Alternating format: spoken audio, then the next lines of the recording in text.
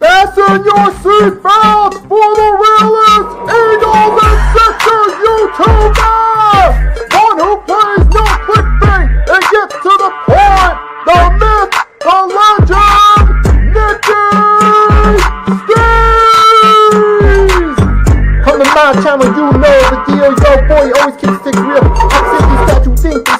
an unrealistic man. 2K takes for the kick.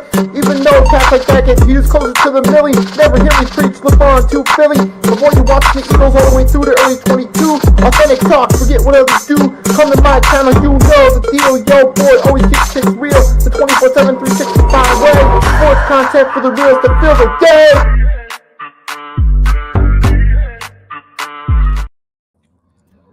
Good morning, afternoon, folks. It is Tuesday, March 24th, 2026. It is nice enough outside to do this show. Still need a hoodie to do this, as I got my Tyrese Maxey hoodie. I'm representing my dude from the Sixers. We're still waiting on his return, but the point is that we are now live for another episode of the 3-Point Blitz, folks. And we got a lot to talk about. I saw a video yesterday I saw a clip from NFL of the ESPN IG rating NFL free agent signings. And I'm going to do what I promised in that short, and now I'm going to give my thoughts on it. And that's going to be the rant of the week. We're going to start off about assumptions, and it's going to be about NFL free agency assumptions. Now, I'm going to share the screen with you guys with the volume muted from that short and give you my thoughts on some of these grades. So here's what I'm talking about. So I'm going to scroll through it one time, show you all the grades from this. This is from my channel. This was a YouTube short right there. If you guys want to go there and give it a like or something. As you see right there, there it is. So if you guys want to check it out, check it out. But I turned the volume down to avoid a copyright strike. You guys can see it yourself, then I'll give you my thoughts. See, Trey Hendrickson to the Ravens was rated a B-. Kyler Murray an A to the Vikings. More on that. Kenneth Walker a C to Kansas City. Tua B+. Falcons. Malik Willis an A to the Dolphins. Bradley Chubb C- to Buffalo. Mike Evans A- to the Niners. B+ Isaiah Likely to the Giants. Tyler Lindenbaum C to the Raiders. Reek Woolen A to the Eagles. C- Travis Etienne Jr. Wan'Dale Robinson, Tennessee, B+. Nakobe Dean, Raiders, B. Romeo Dobbs, B+ to the Patriots. I'll read that text for you first, then I'll dive into it. So I put the text. A lot of letter grades are based on potential upside. Willis to Dolphins in A. Where is his supporting cast? Hard to grade in A. Nakobe Dean, a B. He's been considered the weak link of the Eagles linebacker core at times. Increased role play, a B? Not too sure about that. And then, as promised, more depth analysis, and that's where I'm going to get into that right now. So you guys saw some of those right there. Let's start with the ones that I was critical of. Malik Willis to the Dolphins in A. All right, guys, look at the Miami Dolphins pre-agency thus far. They've lost mostly every main player on the roster. A majority of them are gone, either traded, released. And the Miami Dolphins bringing in Malik Willis based on his play with a solid core around him in Green Bay is going to be an A without a supporting cast around him. Now, granted, to be fair, the Miami Dolphins do have the draft. They could end up making some moves in the draft that could help them out. But in A, solely based on that, give me one. Wait a second. Let's see. What's Malik Willis' supporting cast going to be first? Who's he going to have around him? Who's Malik Willis going to be playing with? These are questions you got to answer instead of just assuming that this is automatically an A based on its potential upside. Let's not forget, you still had Josh Jacobs. You had guys like Romeo Dobbs and company, who was an all right receiver. And you had Malik Willis was coming in as a backup without any real time for the opposing teams to scout him. Now you're going to Miami. He's going to be playing against Buffalo, New England, as the two hardest teams as of now in that division. You're going to be going from that. Now you're going to be there, but what is he going to have around him? offensive line, wide receiver, running back. Name me some players that actually pose a threat to him. Seriously, name me some players that pose a threat. And by that, I mean those a threat to opposing defenses. Yeah, there's not really much of a team around Malik Willis, so it's like, yeah, I don't really know about that right there. I don't think that's really an A unless you have a really good draft, like, say, the 2017 Saints, who had Alvin Kamara, Marshawn Lattimore, who were excellent right off the bat for them. Unless you have something similar to that, then this so far does not look like a great grade. That's one of those instances of, okay, they're basing it off its potential of being an A when it's really not an A to me. So there's that one right there. I don't know about that. So yeah, I'm not really going to. So there's that. Then on to the Nakobe Dean one I talked about.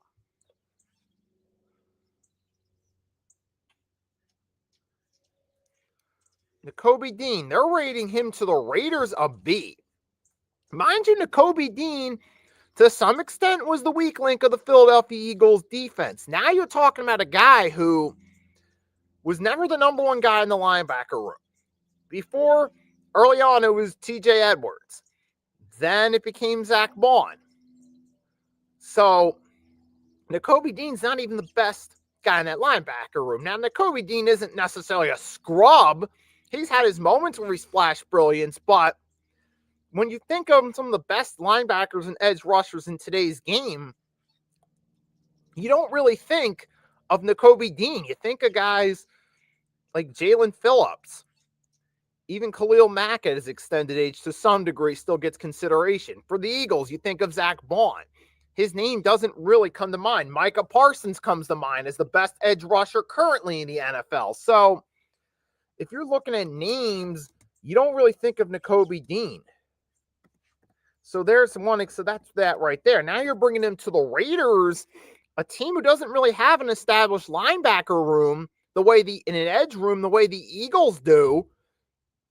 And you're expecting him to come in and be that impact player and be a B?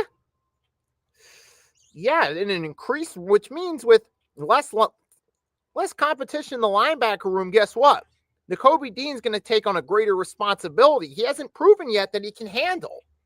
So I can't really consider this a B signing when you're talking about a linebacker who hasn't proven he can handle being one of the lead guys in the room yet. So I can't consider that a B right there. And there's some other ones. Let's take a look at while we're still at it. Now, there are a few that actually I do agree with, in theory, that I would say Reek Woolen to the Eagles. I get why that's an A because, hey, here's a guy who's a former Pro Bowler. It's a depth piece to a talented room. So I get why this one's being graded an A for its potential.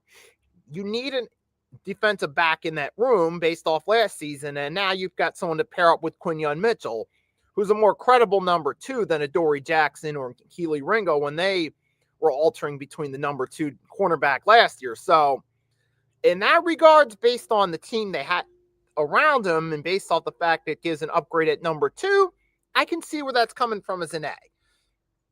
And you know what, Isaiah Likely to the Giants from the Ravens was rated a B, which I understand. Now, here's an Isaiah Likely, mind you, who is coming in is a transfer following Harbaugh from the Ravens to the Giants. He's going to help with the transfer from Coach Dayball to Coach Harbaugh. So that's a good move right there. A guy who's familiar with Harbaugh's system, who knows the ins and outs of his coaching style, who's been on a John Harbaugh-led offense. And now here he comes. He's going to help the Giants players transition. So that I can agree with that being a B move for the leadership presence he brings to that Giants locker room in the John Harbaugh transition. That's good right there. I like that because always, usually when a coach goes from one place to another or a coordinator goes from one team to become a coach, they'll usually bring one or two players with them that know the system that can help the rest of the team transition. So I think this does have potential to be a good move. Not in terms of making the Giants contenders, but in terms of helping the team adjust to John Harbaugh as their coach. So I do think this is good in that regard. So this helps. Tua B to the Falcons? Nah, I'm going to say no to that. A lot of people are looking at the potential upside of, Tua's been in the Pro Bowl before. He splashed good numbers. He's had winning records as a starter in Miami before. But here's he's going into a dome where he'll be playing his home games. You don't have to worry about the cold in December. Well, if he does end up, that's number one, if he even starts the full season. Number two, you still got to factor Tua's got to play road games in December in the cold, assuming he's still the starter by that point. And remember, did you see Tua last year in Miami? Dude, the dude's accuracy, his throwing mechanics have gone. They've disappeared. He's looking shot. He did not look like the same quarterback. And it's all those concussions he had, getting his bell rung looks like it's catching up to him. And now he's going to Atlanta, a place where, okay, they have on theory, a decent offense, but you're talking about a declining Tua. It feels like the Falcons are doing the same thing over again, hoping for a different outcome. Decent offense, but not having the right quarterback. And Tua, based off last season, is not the right quarterback. He looks like he's in his declining stage. Now, if you're planning on and Michael Penix, yes, he's on the roster. Some people point to him as the starter, but do you even trust Michael Penix to stay healthy based off his injury history? Because if you're not that familiar, you should look up his injury history and realize, okay, this guy can't stay healthy. So you're not even sure if Michael Penix could be the starter if Tua is going to be a credible backup to him, just because you don't know if Penix is going to start. Now, if you had a better QB situation, I would say Tua would be a great backup. An experienced quarterback who's been named Pro Bowl, who's had winning records as a starter, that would be a great backup to have. But as a starter, because it looks like with Penix's injury history, he might get the start, and not to mention Tua has had his injury history. So that's two quarterbacks who struggle to stay healthy. You might even have to bring in your third stringer, or might have to call someone up from the practice squad come regular season time with Penix and Tua as your starters, for gosh sake. But with that being said, that ties into the second subject I wanted to talk about while we're on football. And that's backup quarterbacks, because this may seem, and that's going to be this one. NFL backup QBs, are they worthy of a long-term investment? Now, the immediate answer is not a shot in hell. Why are we wasting our time talking about this? Though the reason why is because on paper, you would think there's no way, but history proves that having a long-term backup can actually be beneficial. Like, you compare in today's era where teams just go one-year backups to long-term, to teams that have had long-term backups. Sometimes it can help out in the long term, because I've been thinking about it recently. Nowadays, it's just the backups are a one-year rental, basically. Maybe 2-year rental at most. The fact, and this came after Andy Dalton, after the Eagles and Panthers did a swap. Andy Dalton's coming to the Eagles to be on the roster. Andy Dalton was actually Bryce Young's backup for 3 years, which in today's era is actually, that's a long time to be a backup in today's NFL. 3 years? I mean, nowadays it's become the norm. Fans have been conditioned to think, who needs a backup quarterback for a while? You can just get one every year. But here's the thing. If you look historically, go back to when teams kept their backup quarterbacks for years at a time. Sometimes that helped them out. Here's a few notable examples. Frank Reich, when he filled in for Buffalo in that Houston Oilers comeback game. Now, a lot of we just know that Frank Reich filled in for Jim Kelly, but what they don't know is that Reich had been on the roster for years up to that point. Jim Kelly was the starter, but Frank Reich was there for a while, which means by the time he had to come in to replace Kelly temporarily, Mr. Frank Reich knew the Bills' offense, and he was able to lead them to the Super Bowl. And yes, they got destroyed by Dallas, but let's be honest, if Kelly started, the same thing would have happened, or very similar. But having Frank Reich, who had been Jim Kelly's backup, he knew the players, he knew Coach Levy, he knew how to run the offense. That helped them out when they needed him.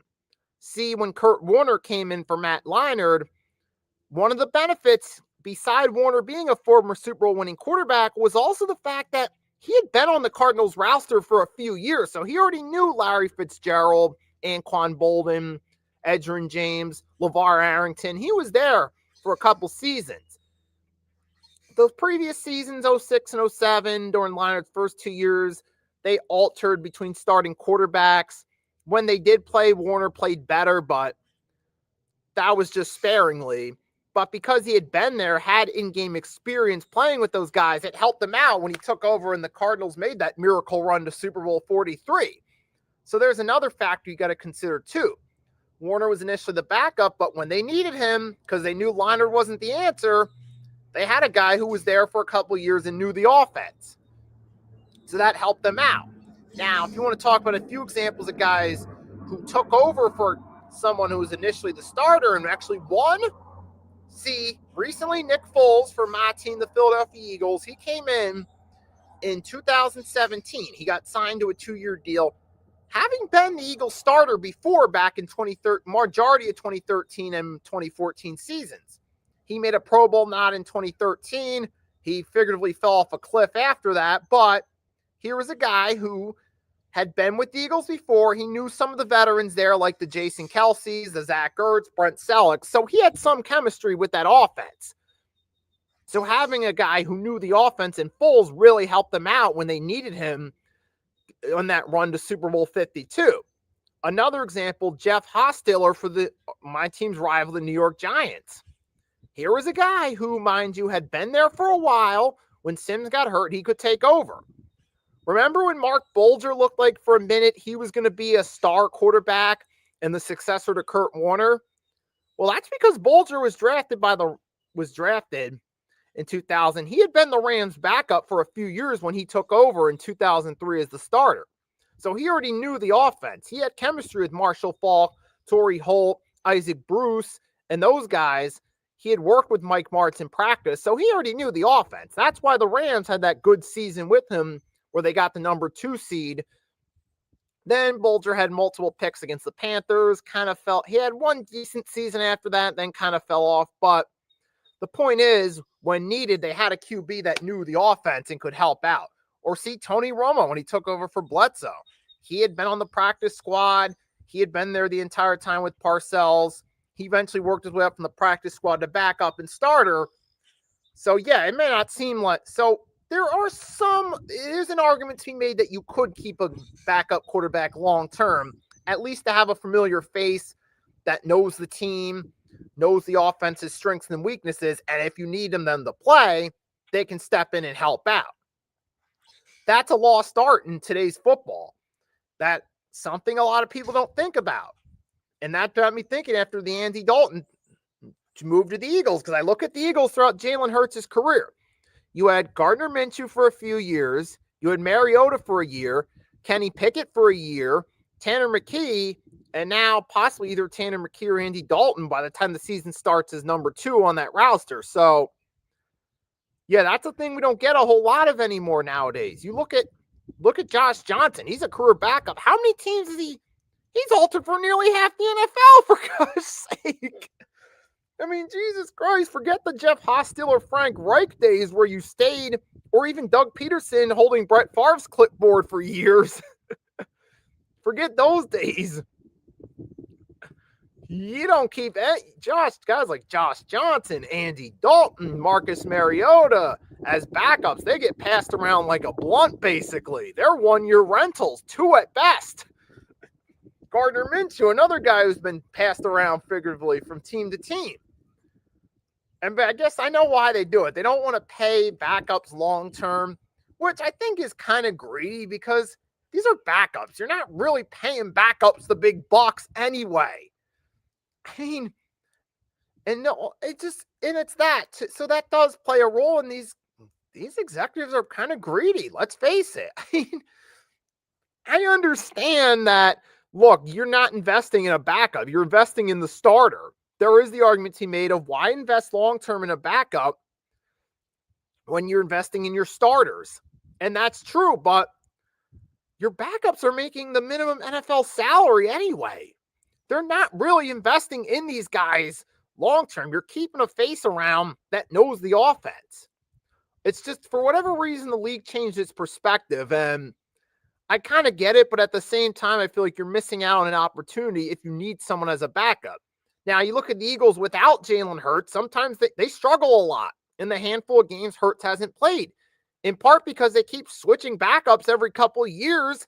They don't keep a guy that knows the playbook when needed to come in, like A.J. Feely for Donovan McNabb, a guy who knew the playbook, had some experience, or see Coy Detmer in that Monday night game against the Niners when he filled in for McNabb. He had been McNabb's backup, so he knew the playbook. But you bring in a guy like a Marcus Mariota or a Tanner McKee who don't have a lot of time on the haven't been on the team long. It's kind of hard to bring in a guy when you need him. And that's usually the problem. Like, that's the problem that teams like the Miami Dolphins and Pittsburgh Steelers have had. Pittsburgh Steelers have been a quarterback factory throughout the years. Anytime they've needed someone to come in, it's always been a different backup each season, basically. And that's not good for longevity. And that's not good for stability in the long term.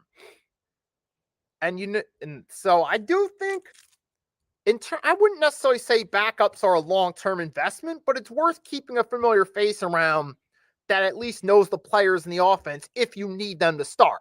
And there have been examples where sometimes it actually works out. Like I said, Jeff Hostetler, Frank Reich, Tony Romo when he went from practice squad to starter.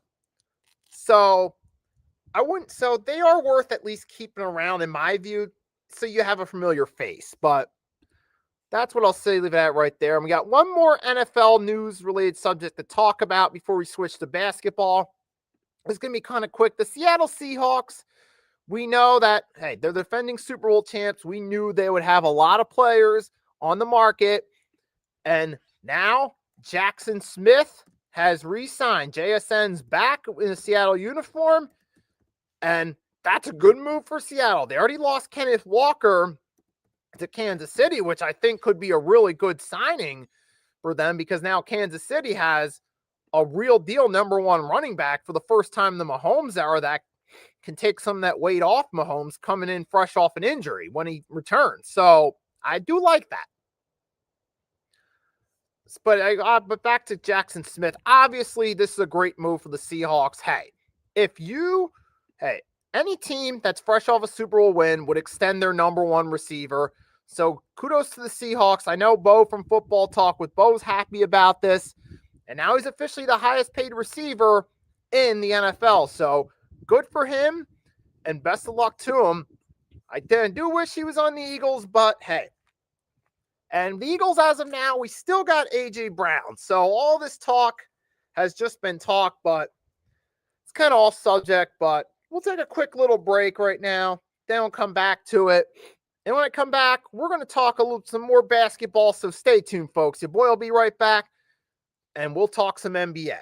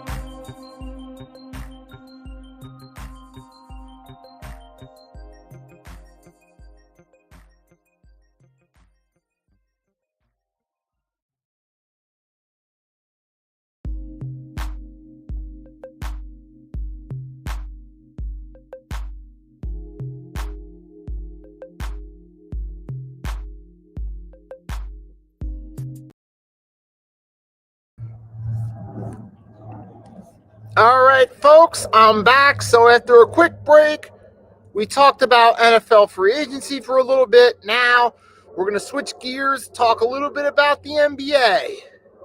So without any further ado, we're going to dive into it. We're going to start off what we've been doing recently. We're going to talk about the teams and players of the week. We're going to start this off with some of the teams of the week. First, we're going to go with the good teams. So let's start off. NBA, some of the Eastern and Western Conference NBA teams of the week. Now, this week, so I decided for this week, we're going to look at momentum. We're going to look at which teams built the most momentum throughout the week, give them some nods, and do it that way. Let's start out West. For some of the teams of the week, Arku, if you stop by, this is the perfect time to stop by. It's your OKC Thunder. They're on a monster winning streak, and they're still the number one seed. You say, oh, they're winning team of the week every week. Yeah, well, guess what? It's until somebody stops them, they're going to continue to be acknowledged as a team of the week until somebody actually can beat this team. So I'm going to keep giving them nods as one of the top Western Conference teams each week until somebody proves, or multiple teams prove otherwise. So yeah, OKC Thunder, I consider them the Western Conference team of the week by default. They're already in first place in the West. They're the defending champs too. And the icing on the cake, they're on a 10-plus game winning streak that's continuing at the moment, including a victory over my 76ers last night where they destroyed them. So yeah, I got to consider them the best team out West for those three reasons right there. Defending champs, 1. Number 2, first place. Number 3, 10-plus game winning streak at the moment. I mean, you got the reigning double MVP SGA could be on his way to another double MVP season. You still got some of the same pieces there last year. You had Jared McCain, particularly yesterday, decide to hit a few threes, make the Sixers regret trading him. So you got Isaiah Joe there, who's still decent off the bench. Isaiah Hartenstein, who can do some of the dirty work. He's not the best player, but he's all right. And just everything keeps rolling in place. But the second team that deserves a nod, and this ties into the poll question on my channel. So on my channel for this one, we got a poll question. So if you could watch the stream on the Nikki Stees channel, you can vote on the poll. And that ties it. Is Luka Doncic an MVP candidate in your eyes? And the reason I asked that question and proposed the question is because the Los Angeles Lakers, now with Luka Doncic, they're the number 3 seed and they keep rolling. They're on an impressively 6-game winning streak at this point. Luka's playing out of his mind over these past couple weeks. He dropped 60 after his episode 51 against the Miami Heat, who, more on that when we get to the Eastern Conference. But man, Luka Doncic, I guess the divorce has got him playing angry, I guess. He's going out there just basketball, I guess, is his escape right now from the issues in his personal life with his wife going back home. He's in the midst of a divorce. It's, he knows he's got a lot going on. So now he's going out there on the court, just making it happen. He's shining on his own. And Luka's been on an incredible tear. The Los Angeles Lakers are now still the number 3 seed in the Western Conference. So I got to give them props, man, as a top team of the week. And they just keep that momentum going. Luka's on fire. You had Luke Kennard hit a game winner a few days ago. So shout out to Luke Kennard for that game winner against the Magic. He's proven to be a good role player for that Lakers team. And if I were the Lakers, I'd consider keeping him around along with Luka and Austin Reeves, especially if LeBron does decide to retire at the end of the season. Those would be at least 3 pieces he'd try to keep long-term. So, yeah, the Lakers, too. But to be fair, we got to give guys like Luke Kennard, Austin Reeves credit, too, because they've been contributing factors. But Luka Doncic, I feel like he's entered the MVP discussion. But because this has been a recent hot streak, I don't quite got him an MVP, winning the MVP. I'd say he deserves to be acknowledged in the conversation. But I don't know about him necessarily being the best, being the MVP. Now, if he would have dominated this way all season, then I'd definitely consider Luka the MVP winner if he dominated this way all season. But he's only been really doing this for about a few weeks. He's been really on a tear the last couple of weeks. So I still got SGA winning another MVP. Like I said, had Luka been doing this recent tear all season, oh yeah, MVP for sure, but not to be. But now switch gears. Eastern and Western Conference players of the week. Out West, I just said it. It's Luka Doncic. Let's talk out East.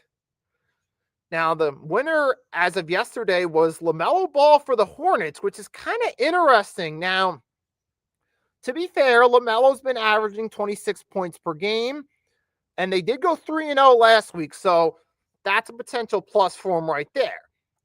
But at the same, so I could agree with that decision, but I could also, I'm trying to look, is there a guy possibly on the Knicks who have been on a tear lately? Or the Cavs who've been playing really good over the past week that I could consider too? I mean, maybe I'd have to look at let me see. How did Brunson do last week? Because I want to see if there's any possible challengers to that claim.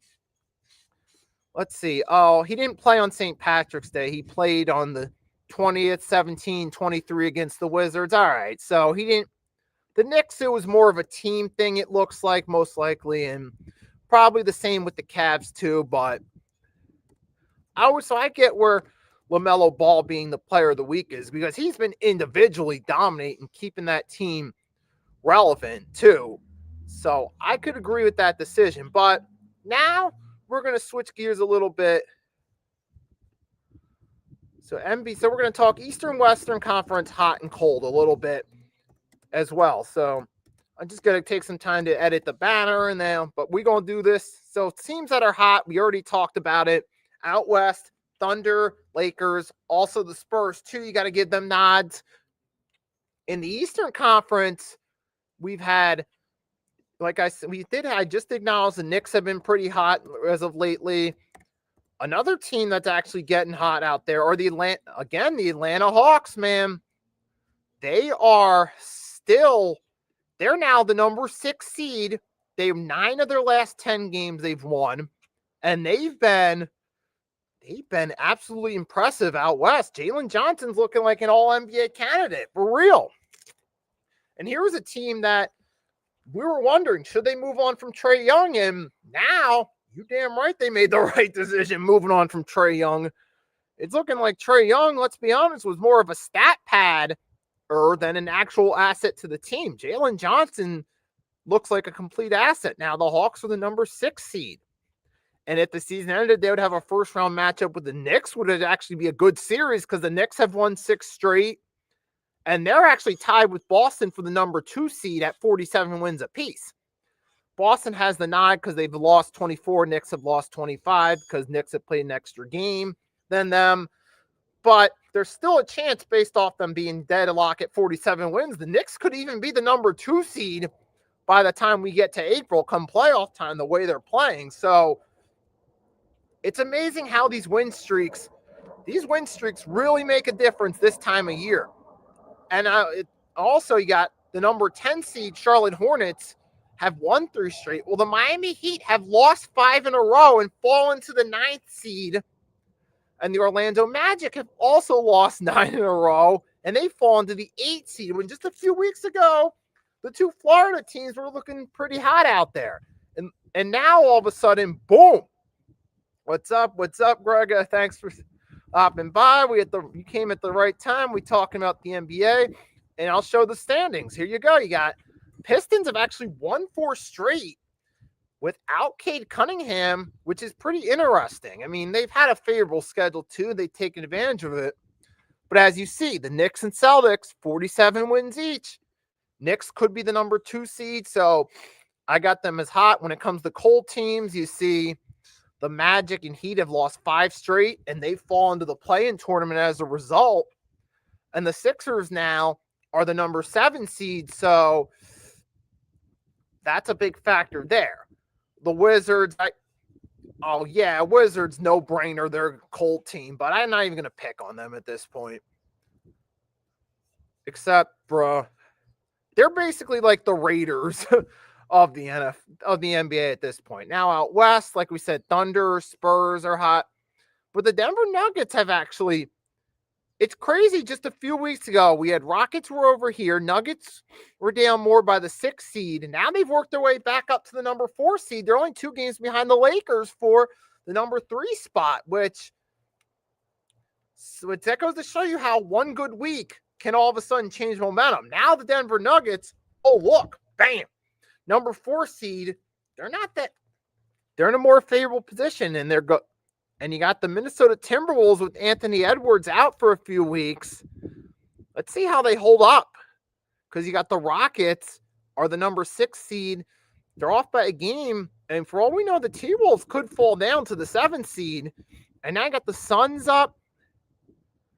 They could fall the 6th seed. Depends on how the Suns do, because the Suns are at 7, 40, and 32. And you got the Clippers, who have won 6 of their last 10, are on a 2-game winning streak. And they're not the best team in the world, but they built a little momentum as we push closer toward the playoffs and the start of the play-in tournament. So I got to give them a little bit of credit for being a hot team, as well as the Nuggets. And then you got the Warriors. Despite their win last night, they've only won 2 of their last 10, and they're stuck at the 10th spot. They'll be lucky if they win that opening game, play-in game. So I still got to consider them cold for that reason right there. And then you got, of course, the Jazz. They're not even trying at this point. So I'll just leave it at that. But hey, that's that right there now. let's see, real quick before we move on to March Madness, because that's going to be the next thing, folks. We're going to talk about March Madness in a minute. But let's take a look at the NBA schedule for tonight. I'll make a few predictions myself, let you know in terms of who's winning and who's losing. So, we only got 4 games on the slate tonight, so just do it real quickly. It's going to be Hornets versus Kings in Charlotte. Give me the Hornets. Knicks, Pelicans in New York. Give me the Knicks. Cavs, Magic in Cleveland. Give me the Cavs. Nuggets, Suns in Phoenix. I'll take the Nuggets to win that one. So there's some of my predictions right there. So I'm actually going to step and change my location, step inside a little bit. It's a little bit chillier than I expected after being out here for an extended period. So I'll switch back inside to the old. I'll switch to the old spot. So we're just going to mute the camera. We're just going to put the camera down for a minute, but we're still going to be here and we're still going to talk to you guys. So yeah, man. So March Madness season, I have a theory now. There's a reason they call it March Madness, because there's always going to be some interesting upsets that are going to happen. Yeah, always every year those casual fans make the mistake of picking certain players and picking certain teams based off team record.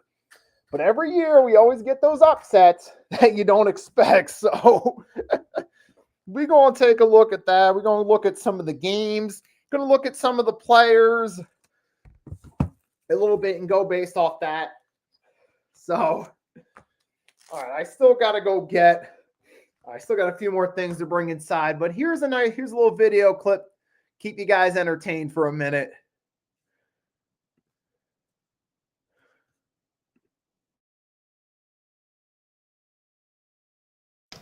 Okay, we got some breaking news from the NFL world today. So, former Indianapolis Colts head coach, former Eagles offensive coordinator Frank Reich has now been hired by the Carolina Panthers. Somewhere along those lines. Happy Halloween! I like those glasses, dude. They're nice. Tonight's gonna be a thriller! Have I told you I worked at the World Series? It was my first year at the stadium. I went to Fanatics Fest, I went to Comic-Con, and I went to the World Series. It was my first year at the stadium, and the Yankees made it all the way to the World Series. Unfortunately, we lost 5 games to the Dodgers. I said the Giants will be a perfect fit for John Harbaugh because you already established the quarterback situation. You already established the running back position. You already established the wide receiver position, and you have the top 5 pick in the draft.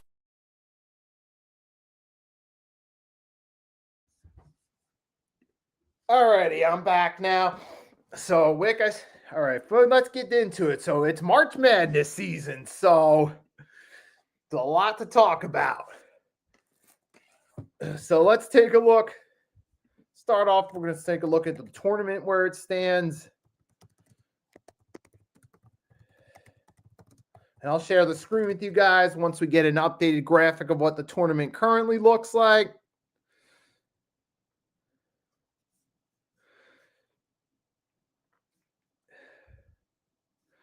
All right, so where are we at? Let's see. Let's make sure it's hopefully got on the NBC Sports site. Let's see if we actually get. Hold on, let's see if we actually can get an updated schedule real quickly. All right, so here we go. So we got an updated one real quick. So let's see. As of right now, here's where the tournament stands. Commence March Madness schedule this upcoming week. We got on Thursday the 26th in the Sweet 16. We got Purdue going against Texas. Got Nebraska, Iowa, Arizona, Arkansas, Houston, Illinois. And then after that, I got Duke and St. John's, Michigan, Alabama, UConn, Michigan State, Iowa State and Tennessee. Then after that, we'll have the Elite 8 set for Saturday, Sunday. And then the Final Four the Saturday after that. And then April 6th, the championship game on TBS. So that's where we stand now. But there have been some upsets, folks. I'm just going to let's go through it first. You had Some notable upsets. You had TCU beating Ohio State. You also had Wisconsin fell. You had UNC fell to VCU, which is a big one. You had Texas, BYU. You had those upsets right there. So, yeah, that's the thing about March Madness. Every year there's some big upsets that are always going down. It's always going to be something, and everybody's pool falls apart, it seems like. And here's a little graphic that backs it up that we saw. Because actually, shout out to Agent Warrior X, my co-host on Pick'ems. He shared this graphic via IG. One perfect bracket remains after St. John's beats Kansas. So yes, folks, March Madness is always going to have those upsets right there. There's always going to be those shocking twists and turns. Now St. John's will be playing Duke. But before we do dive into it, see who the best players are, let's take a quick trip down memory lane at some of the most infamous upsets in March Madness history. So some interesting ones. 2020 C, you had FDU beat Peru. They beat them 63-58. Most notable about that was Zach Edey, current center of the Memphis Grizzlies, was on Purdue at the time. He led the way with 21 points. But it was the biggest point spread upset of all time, which has made it highly publicized amongst bettors and gamblers. You also, 2018, UMBC beat Virginia. That was number 16 beating a number 1, 74-54, which was a real shocker. You had for UMBC, Jarius Lyles led with 28 points in that one. Then we flash forward ahead to 2022. We had another infamous one, St. Peter's over Kentucky, and that was kind of the beginning of the end of Coach Calipari's reign over there in Kentucky. And then Gregor says he's looking forward to St. John's versus Duke. Definitely going to be interesting now at the momentum. You also had 2012, Norfolk State beat Missouri, the only 15th seed to beat a number 2 seed. 1993, you had Santa Clara defeated Arizona. Most notably from that game, Steve Nash was on Santa Clara and Damian Stoudemire was on Arizona. Now, Steve Nash, I actually looked it up. He didn't play that great in that game. It wasn't really until he got the NBA that he really found his groove and defied the odds of becoming a star. But another upset, UConn was a favorite behind Rudy Gay in 2006, and they fell to George Mason. 1997, 18.5-point underdog, Compton State beat South Carolina. And you also had the perfect upset, Villanova over Georgetown in the mid-'80s when it looked like the Hoyas were going to dominate again in 85 behind Patrick Ewing. And last but not least, 2005, Bucknell defeated Kansas by 1 point. So the point is, and another example, Leitner, a miracle shot for Duke going back to the early 90s. So, yeah, the point is March Madness has a history of upsets, folks. So this is nothing new, and this is nothing out of the ordinary. But the reason it happens so commonly in March Madness is because it's one-and-done tournament style. If a lot of these upsets that happen in the tournament were best of 5 or best of 7 series, the favorites would probably win a majority of the time. We see it in the NBA all the time in the playoffs where best of 7 series, hey, maybe the underdog might win game 1, maybe an 8 seed might get a game 1 upset, but usually the number 1 seed still wins the series 9 times out of 10. With March Madness, that one-and-done formula, all it takes is just one good night by a 15th seed or a 16th seed or St. John's, and all of a sudden, everyone's bracket's upside down, and now all of a sudden, the landscape looks entirely different than predicted. But that's also part of the fun of March Madness, too, is just to see who's going to surprise everyone. Because I think when it comes to sports, most people love that surprise element of sports. That prediction that ends up being defied. Someone defying the odds. Any sport. We all love to talk about the underdog stories, the unexpected team that rose, the unexpected individual that won in an individual sport.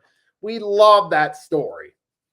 And it's the same thing goes here as well. So, but also we're going to take a look at some of the statistics, see who some of the leaders are as well. And we'll talk about them a little bit because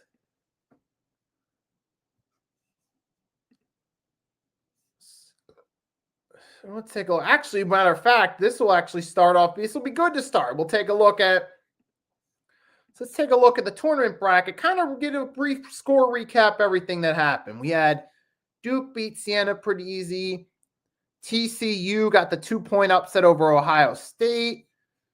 Here we go. This will give us kind of a quick recap.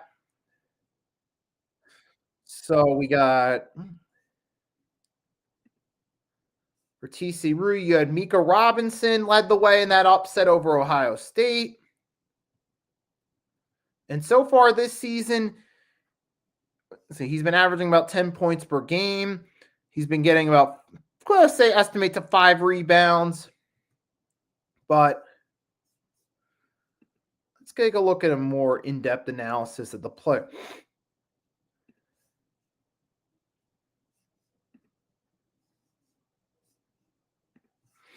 So let's see. You had Kansas won. You had LSU. Mostly opening round one as expected. UConn, pretty easy, taking care of business. You had Miami Hurricanes and Purdue won their games. Purdue beat the Hurricanes. Then Gonzaga got upset by Texas, too. Let's not forget that, 74-68. So, yeah, we still see High Point beating Wisconsin. That was a huge upset. Then Arkansas did manage to win, but I know with Arkansas, there's always that question with Coach Calipari of can they hold up? Can they hold up? Will there be an upset?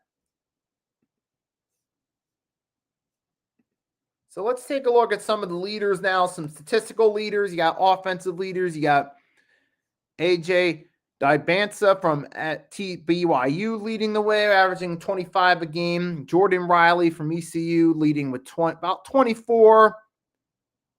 You got PJ Haggerty leading 23. Darius Acuff Jr. for Arkansas has been 4th in points with about 23 points. And then you also had Deshaun Ruffin, Jackson State, 23 points. Assists, you got Jeremy Fears Jr., MSU led the way with assists from Purdue. Brandon Smith with about 9 assists per game.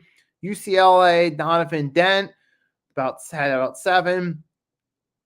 Trying to look. Who amongst active teams is?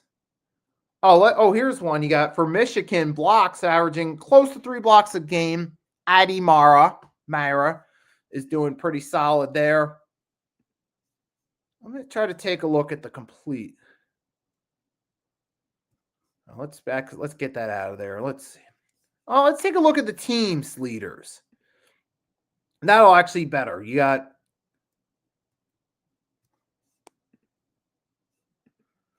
the way Alabama has had a good run you got Georgia getting up. Well, they had a good run, but Georgia, all right. All right, let's take a look at some of the odds, though, for this one. NCAA men's. We're going to skip ahead to the games that matter. Texas, Purdue. The odds are -7.5 for Purdue. Iowa, Nebraska, -2.5 for Nebraska. Arkansas, Arizona, -9.5 for Arizona. Houston against Illinois, -2.5 for Houston. St. John's and Duke, -6.5 Duke. You got Michigan or -10.5 against Alabama. Now Michigan State against UConn, -1.5 for UConn. The spread's still close. We got Iowa, Tennessee, -4.5. Iowa. And then these are the other games, the just filling games. We're not really going to focus. Those games are what they are. Maybe some people might want to bet on those games like those Oklahoma, Colorados, Baylor, Minnesota, but those are, with all due respect to those organizations, those are the lower tier games that people aren't talking about. It's going to be the tournament that people are talking about, man. But at this point, man, I got to go with Duke. I remember last week we did 2 predictions, either Florida or Duke, and we already saw Florida got knocked out, so there's still a chance at Duke. There is still a chance they could win it. But then you still got St. John's, who we already saw have defied the odds already. So while I'm not saying they're going to do it again, until the game's played and we see the final score, it is possible that they could defy the odds and get the upset. So, yeah, I'm going to have to go lean toward. So I'm still sticking with Duke as of now. They're still in.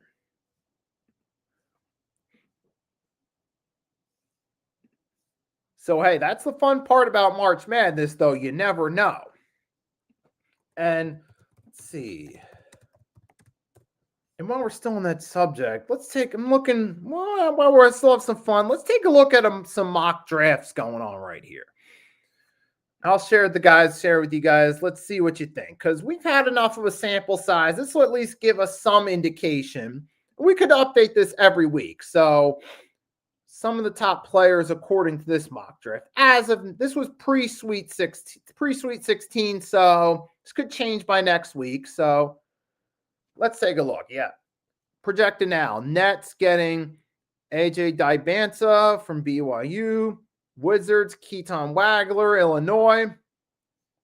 Then the Jazz third, Kingston Flemings, Utah. Detroit Pistons, Koa Pete, Arizona. Charlotte Hornets, Haynes, Steinbach, likely to go out of Washington. Then it's at Trailblazers at 6, taking Braden Burries from Arizona. Grizzlies 7th, going with forward Nate Emin out of Tennessee. Then you got the Hawks likely getting LeBron Philon Jr. Garden. You got Chicago Bulls likely 9th, Mikael Brown Jr. And it's got Cameron Boozer from Duke to the Warriors, 10th. So we got to wait and see about that one. So as of now, that's some of the projections. Some key rising stars, Mikael Brown from Louisville, Keaton Wagler, Illinois. So those are some of the projected top stars as of now. But remember, we still got time to go. We still don't know exactly how it's going to play out yet. So we'll have to wait and see on that one. But hey, man, the fun part about March Madness is getting to see how it plays out. There's always these brackets. Let's take a look at some of my brackets. Take a look at my brackets, see what's up. So the one bracket I have Duke winning, it was them winning against what's its face? It was them winning against Georgia. Well, that's not going to happen now because Georgia already lost in the opening round. You had High Point. Let's say, all right. Can I share my bracket? So one bracket we had Duke beating Siena, Ohio State, TCU. That already collapsed. St. John's winning against Northern Iowa. I did have St. John's in Kansas, but Kansas winning, that already flopped right there. It's Duke and St. John's. UConn, Michigan State was had in my Sweet 16. Florida, Nebraska. Nope, that's not the matchup. Had Illinois and St. Mary's. But I had North Carolina beating VCU. That didn't happen. Then we get VCU. We had Georgia. They didn't make it. So I had them as the upset to beat Michigan, but obviously that didn't happen. Michigan got the win instead. And what else? Of course, so we've got Arizona and Arkansas. That's still happening. So there is in the Sweet 16. That game will still be taking place, but we're going to get Purdue in Texas instead. But I initially had Gonzaga and the Hurricanes. That one ended up being a flop, but Duke is still alive. I had them as my national champs in this poll. That's my one chance to at least get one right, but we'll have to wait and see on that one. So I will have my fingers crossed for Duke to win on that one. And Actually going through this a little bit quicker than expected because I wanted to close this one out with a new segment. That new segment's going to be called the 2-minute recap, where what I'm looking to do there is go through some of the stories that are happening in the new sports world, but aren't necessarily the top stories that at least deserve a mention. Even if we don't give a long analysis of it, at least deserve a mention. So, but before that, let's take a look at it's a little bit shorter than expected. Let's take a look at some current sports news going on right now. Oh, we do have an updated, let's see, NFL, let's look for an updated NFL mock draft. Field Yates has a mock draft on ESPN that just got put up earlier today. If we just want to look at it, let's do.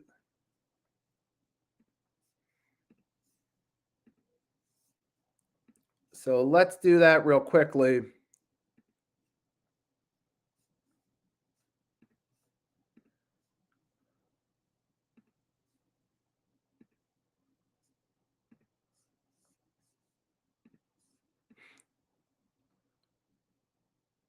So as of now, we got Raiders Fernando Mendoza. Yeah, pretty expected. It's got the Jets taking David Bailey and edge.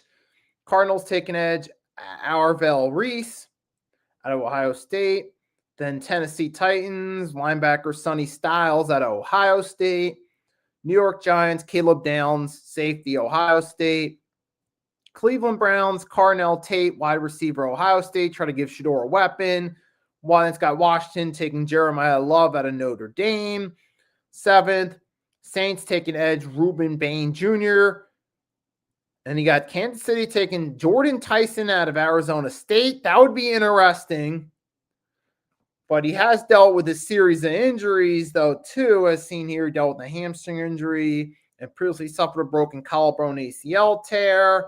But he changes an offense when healthy. But can he stay healthy is the concern. Remember, Tua had this red flag going into the draft, and ultimately it's happened to him in the NFL. So we want to get Cool Cat and Andy Dalton jersey. Andy freaking Dalton. Yeah, that would be hilarious just to see it. If it does happen, somebody let me know if that day ever comes. And then the Cincinnati Bengals going for Mansour Delane, defensive back LSU. The Dolphins going Francis Maigoa out of Miami, offensive lineman. Cowboys, Jeremiah McCoy, defensive back Tennessee. Rams got the pick from the Falcons, Monroe Freeland. Offensive tackle Georgia. Ravens going offensive line, Spencer Fano. So far, this mock draft is mostly going team needs. Buccaneers, Akeem Mesdor out of Miami. The Hurricanes, you got the Jets getting that pick from the Colts of the Sauce Gardner trade, going for wide receiver Micaiah Lemon. But doesn't answer the long question of who is the Jets starting quarterback that's actually going to help them. Detroit Lions go offensive tackle Kadon Proctor. That makes sense. You want to get an offensive lineman. Vikings, they're going to go with the safety, Dylan Thieneman. Safety, Oregon. Panthers go get a tight end, middle of the first round, Kenyon Sadiq out of Oregon. Try to give Bryce Young another weapon. The Cowboys from the Packers go and get an edge, Mason Thomas, try to help their defense. Obviously, the Cowboys would be hoping he'd be a suitable replacement for Parsons. Then the Steelers would go Olavega Ione from Penn State. That's a name to pronounce. You got the Chargers, Emmanuel McNeil Warren from Toledo at safety. Eagles then project to go for Omar Cooper Jr., wide receiver. I've said it. I think they got to go on defense and fill one of those voids there. Because you've already got another cornerback. You either need to get another edge to fill that, or linebacker to fill that void that Jalen Phillips and Nakobe Dean left.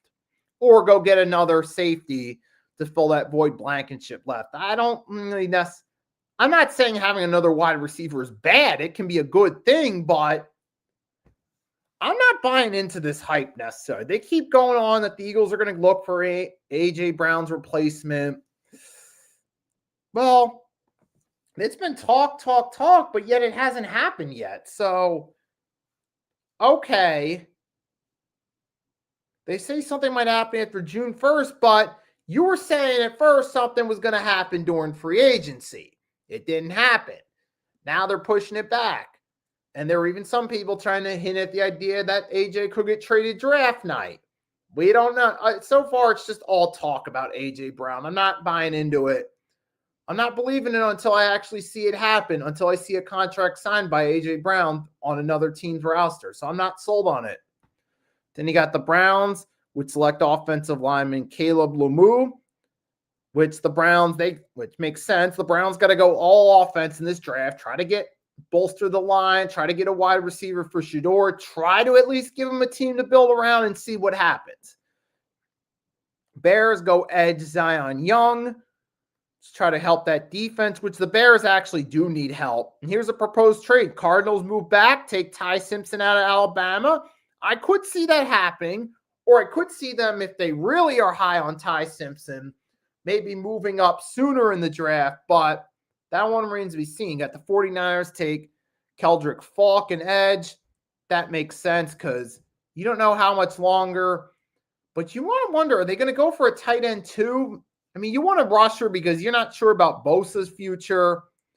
And yeah, Browns, exactly. They need everything on offense, defense. Oh, yeah, absolutely.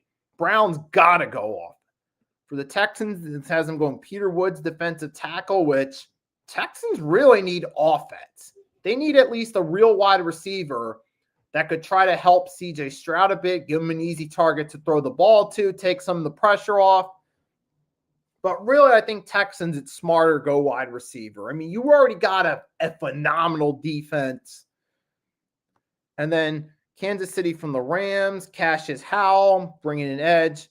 And then the Dolphins from Denver, Casey Concepcion, if I'm pronouncing that right, wide receiver, Texas A&M, makes sense. Patriots would add another wide receiver, Denzel Boston.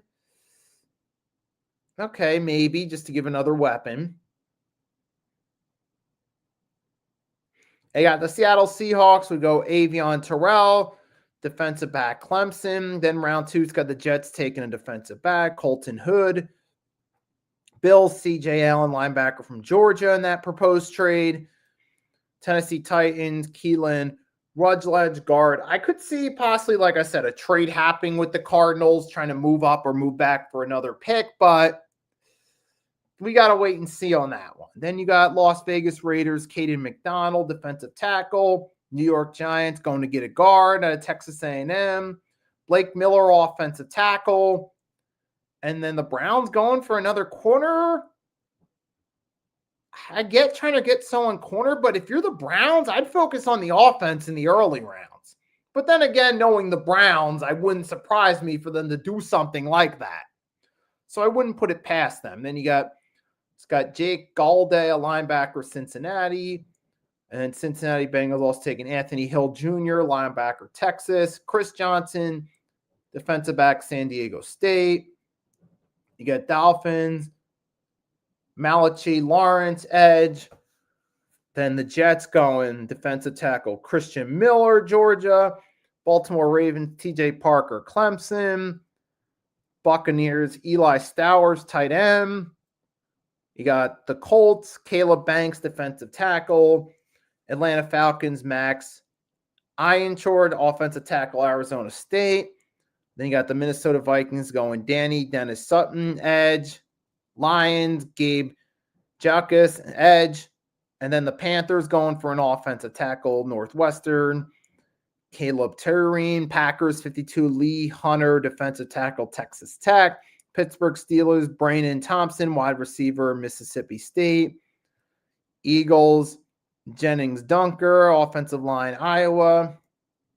Los Angeles Chargers, Emmanuel Pregnon, guard, Georgia. Jacksonville going Kieran Crawford, edge. And then the Bears going Jacob Rodriguez, linebacker. 49ers, Jeremiah Bernard, wide receiver. the Texans, Kyle Lewis, linebacker. Bears going for a safety at Arizona. That makes sense for the Bears, though, to build up their defense as much as they could because that really wasn't their strong point. They had to rely on a bunch of fourth quarter heroics, which was fun last season, but that's not sustainable in the long term. You need a defense to build up for the Bears in the long haul. Rams going for Chris Bell, try to get another receiver for Stafford to throw to.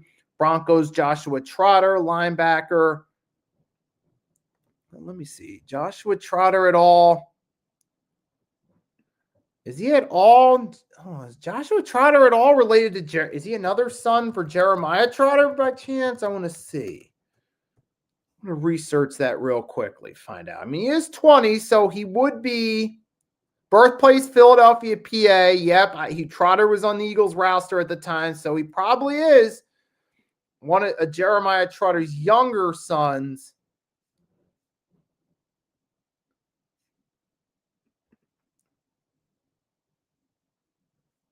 Yep, he is the son of Jeremiah Trotter Sr. and the younger brother. So, yep, Joshua Trotter right there. That's going to the Broncos. That would be Jeremiah Trotter's younger son.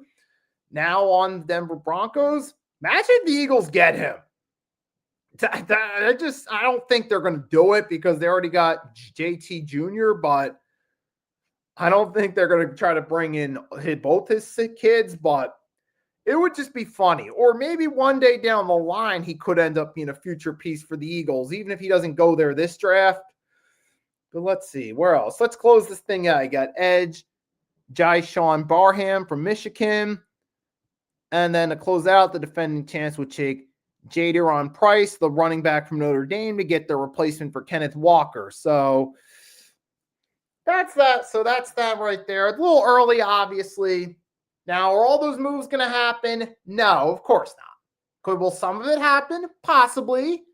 Some of these trades, though, draft day trades are kind of the hardest to predict because you may think there's going to be a trade, and even if there is, the team you think is going to make the trade may end up making it, but they may make it at a different slot than you initially project. So, or it could be for a different player than you initially project. So those are sometimes hard to predict. But any note, though, that's that. So that's all I got to say. So that's what we're going to say right now. Now we're going to start to get ready. We're going to close this 3-Point Blitz, episode 52 out. Before we close this thing out, first, let's take a quick knowledge of my poll. Then we're going to do the 2-minute recap segment, which is going to be a new segment I'm doing. I did this during the NFL season, but it was only an NFL season thing. Now I'm going to make this a regular thing, the 2-minute recap. I'm going to take 2 minutes when I do say the word go, not now, and then just briefly touch up on some of the main stories that are going on. And here we go. So I'm going to close the poll at 2 votes. Is Luka Doncic an MVP counted on my channel? We got 1 vote yes, 1 vote no. So thank you guys for voting on that one right there. And we'll certainly keep an eye on that discussion later. So now without any further ado, we're about to close this bad boy out. But before we do, let's talk about something else that's actually interesting that I wanted to talk about first, actually. NBA expansion. I almost forgot. So it looks like it's going to be happening inevitably a few years from now. We've been hearing rumors about it. A lot of people have probably been doing it on their 2K, hyping up the idea of the NBA expansion, where you would expect the Seattle Supersonics coming back and a team in Las Vegas. And as of right now, it looks like that indeed very well will happen. So here's what it's looking like as of now. If that proposal falls through, you'll have the NBA will expand to 32 teams. You would have 16 teams per conference, 4 divisions, just like the NFL. And that would mean in order to even out at 16 apiece, 1 team from the West would have to relocate to the East. It's a rumor that either the Memphis Grizzlies or the Toronto Raptors would probably be that team to do not the Toronto Raptors, or the Minnesota Timberwolves. I would lean more toward the Grizzlies because Memphis, Tennessee is a little more east then Minneapolis, Minnesota. So if it were me, I would go there with it. And then probably, Seattle Supersonics. Supposedly the OKC Thunder will sell the Sonics franchise history back to them. Sonics will get their history back. And who knows, maybe KD signs a 1-year deal with them just so he can retire where he started. But that's a few years down the line. And then there's predictions of a expansion draft, who would go where. But the way I see it, at this point, you'd probably what the divisions would look like if it were to happen. So there is a graphic real quickly that shows, because I could see, but I see the Memphis Grizzlies would most likely be the team to relocate to the Eastern Conference than the team out west. But we'll got to wait and see on that one, though. But it does an interesting subject to talk about. I would actually like to see the Sonics get their history back. It would be good for all parties. It would be good for the Seattle area fans. It would be good for the NBA. So, hey, that would actually be a good move right there. So I would look forward to seeing that happen, man, because the thing is, I think with the Grizzlies, they're kind of an odd Western Conference team. It would be more beneficial them being the Eastern Conference because they're a little more East than they are West. I know some people point to the T-Wolves too, but Grizzlies make more sense because Memphis is East. And you got to remember, though, the Grizzlies initially came into the league as the Vancouver Grizzlies, which is out west above Washington State. So they were clear-cut in the West when their franchise started in Vancouver. They moved to the East. They kept them in the West. They moved a little more East Coast to Memphis, Tennessee, but they kept them in the Western Conference because it made more sense geographically. Then when the Charlotte Bobcats joined to make it 30, the Hornets, now who were original Hornets, who were in New Orleans at that point, moved west to even it out 15 teams per conference. But I think if you go 16 per conference, Grizzlies would make a little more sense. They're a little more east, and it would finally line them up a little more geographically. So there would be that to look forward to. Obviously, the Sonics coming back would, I think, be good for both the city of Seattle and the league itself. There is a team name with a rich history in the league, and just with all due respect to OKC or Kuhn Company, but there is a void, I feel like, not having that team in Seattle, and getting the Supersonics back in the league could be good down the line. I look forward to that idea, man. But, before I get going, we're going to do the 2-minute recap. So we're going to start this thing off. So the WNBA has reached a deal. They will be back next season. The minimum salary will be $7 million, which is good in the long term because they're a league that's trying to grow and they need people around. They need to be active this season to keep that growth going. Because you know how sometimes recessions can hurt leagues that have some growth. Like remember the Arena Football League, for a minute it was hot. It even got its own video game in the mid-2000s, but then all of a sudden the recession hit, Arena Football League fell off. And they are expected to expand their schedule and eventually by the early 2030s to be up to 50-something games, which that'll be the real test to see how far that league grows. So we'll have to see on that one. But moving right along, you also got Kate Cunningham's out for a couple weeks with the collapsed lung. Now the Pistons are still in first. They've taken advantage of some of their easy games and won, but what's going to do momentum-wise when Cunningham returns? When that is, because he's not being reevaluated for at least another week or so. So we don't even know if he's going to be cleared to return yet. And that's going to be important, though, for the Pistons that he comes back ready sooner rather than later to get ready for the playoffs and to stay in the playoff shape. Because if they wait till the playoffs, yes, that gives them more rest, but at the same time, it's not great for momentum being off the court for about a month come playoff time. And then also, speaking of playoffs, last night the Mavs were officially eliminated from the playoffs. We already knew they weren't making it, but now it is official. So there's that right there. And then also you had the Warriors suffered another blow as Moody went down with an injury last night in that OT win to officially knock the Mavs out. Moses Moody, a potential serious knee injury. He hasn't been It's not official yet, but it looks like he'll be out for the season. He was carted off, so Moses Moody is going to be out for the season in an already injury-plagued season for the Warriors, which is a shame.